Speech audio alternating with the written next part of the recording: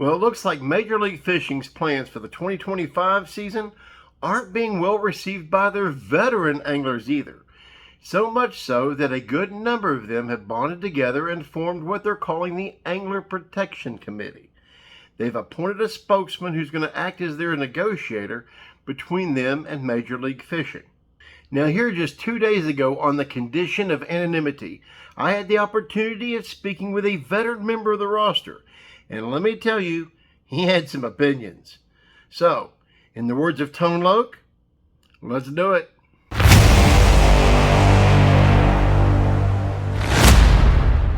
In their very first press release, which was distributed to several online news organizations, the Anglers Protection Committee said, "The new Anglers Protection Committee has notified Major League Fishing that they're carefully reviewing various aspects of the proposal." Now, Boyd Duckett's response to all this is that he doesn't really have any comment on the formation of this new Anglers Protection Committee, and furthermore, he does not have any plans to negotiate with them either. Instead, he said anglers' issues are routinely addressed through the MLF's Anglers Association, a body that's separate from the league and consists of 6 officers and 8 board members. However, the new Angler Protection Committee does not see it the same way. They don't feel like the Anglers Association is built to handle these kind of negotiations, that it's set up for different circumstances. That's why they formed this committee.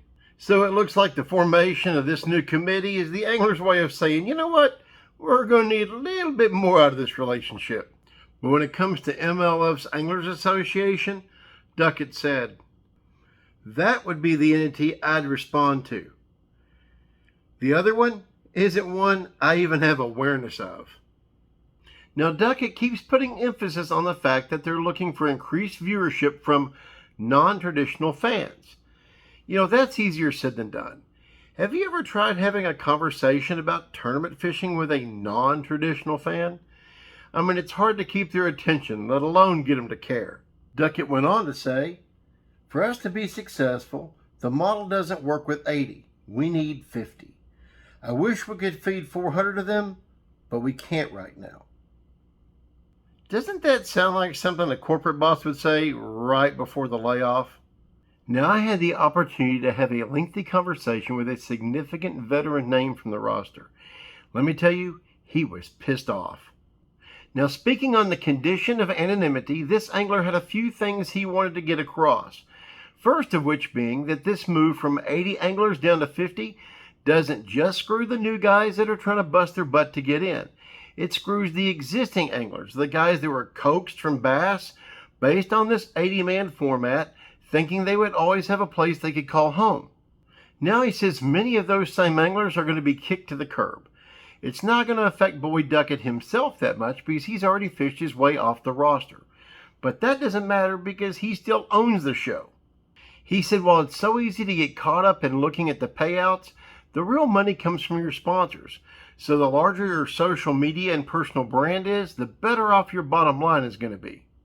He said many of the new anglers don't have the drive it takes to build their personal brands or put in work off the water for their sponsors like they need to.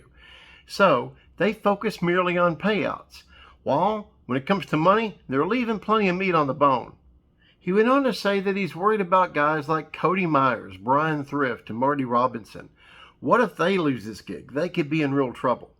He said that while yes, the 80-man roster was a big part of the sales pitch for Major League Fishing, so was their emphasis on conservation. But he points out that if only 9 tournaments in the whole MLF stable are based on catch, weigh, release, is it really conservation? And with MLF moving the goalpost once more, he fully expects a handful of guys to just say screw it and leave. Yes, this new committee has appointed a spokesman, a negotiator, if you will, to go between them and Major League Fishing. He doesn't think it'll do that much good unless the guys with the real leverage, that kind of have one hand on the wheel behind the scenes, will work to try to get MLF to change their minds. Now, talking about leverage, it could take something crazy with anglers like Jacob Wheeler, Jordan Lee, and Ott Defoe flat out refusing to sign their contracts. If they did something like that, that would be the kind of leverage this thing needs to turn around. Now, there are reports out there that say that this whole plan for 2025 was only vetted by a handful of anglers and kept secret from everybody else. If that's the case, the league that was founded on every angler having a voice, well, there went that. Either way, as always, I will keep my ear to the ground and let you know as soon as anything else comes down the pike. Thank you so much for joining me. Do me a favor. Please comment, like, share, subscribe. Get out there on the water. Keep it wet.